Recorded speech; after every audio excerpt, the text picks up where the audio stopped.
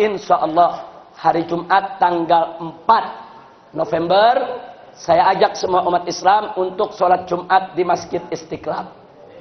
Kita turun yang tertib, yang bagus, banyak zikir, mohon pertolongan Allah. Nah dari situ kita berangkat long march menuju Istana Presiden. Untuk apa?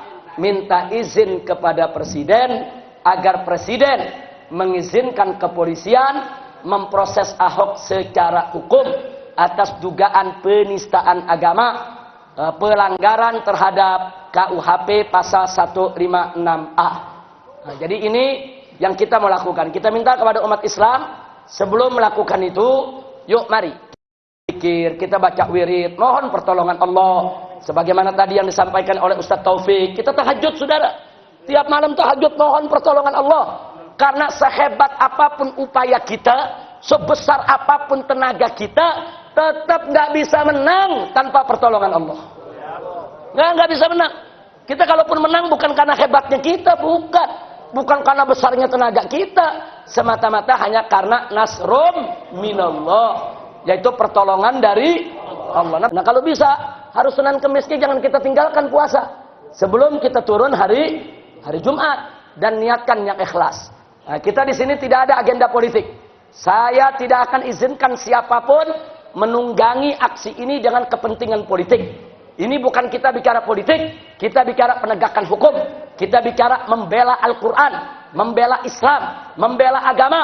Nah jadi jangan sekali-kali ditunggangi dengan kepentingan-kepentingan politik yang akhirnya nanti membuat gerakan kita menjadi tidak berkah.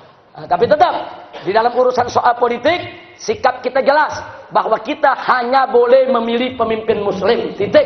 Haram kita memilih pemimpin kafir. Nah karena itu saya minta dengan tulus kepada umat Islam, siapapun anda, dimanapun anda yang ada di Jakarta, kalau besok dalam pilkada, andai kata saudara penista agama ini tetap lolos, tetap tidak diproses, tetap akan mengikuti pilkada besok, maka saya minta kepada umat Islam, tolong menangkan calon gubernur muslim.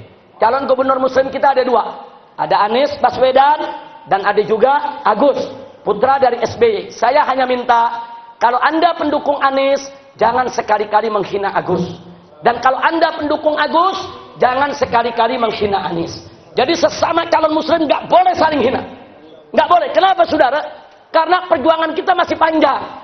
Kalau pendukung Agus dan pendukung Anies saling caci maki, saling menjelekkan, saling kirim berita-berita fitnah, yaitu di medsos saudara, itu nanti calon kafir yang untung. Nggak boleh saudara. Dan bahayanya di mana?